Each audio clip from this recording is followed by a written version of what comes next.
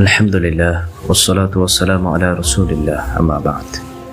কত মানুষ রাতে ঘুমাতে যায়, সকালে ওঠার আর সৌভাগ্য হয়ে ওঠে না। কত শত মানুষ মুখ থুবড়ে বিছানায় পড়ে মৃত্যুবরণ করে। যে মহান রব অর্ধ মৃত্যু অর্থাৎ ঘুম দিলেন, সেই রব আমার জীবনকে ফিরিয়ে দিলেন, তার শুকরিয়া কেন আদায় করব না? রাসূলুল্লাহ সাল্লাল্লাহু আলাইহি ওয়াসাল্লাম বলেছেন, মান সাল্লা সুবহা ফাহুয়া ফি যিম্মাতিল্লাহ। যে ব্যক্তি ফজরের সালাত আদায় করলো, সে আল্লাহর জিম্মায় চলে গেল, অর্থাৎ আল্লাহর নিরাপত্তায় চলে গেল। কখনো কখনো দেখা যায় কেউ ফজরের নামাজ পড়েছে, কিন্তু দুনিয়াবি দুঃখ কষ্ট তার উপর ছেয়ে গেছে।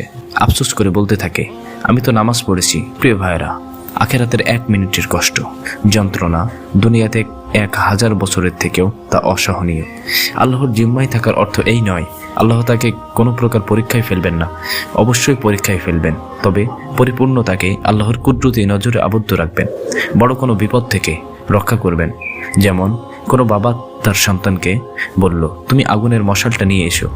আগুনের মশালটা হলো পরীক্ষা, আর তার বাবা দেখছে সে কি করছে, কোনোভাবে ক্ষতি হওয়ার আশঙ্কা আছে কিনা।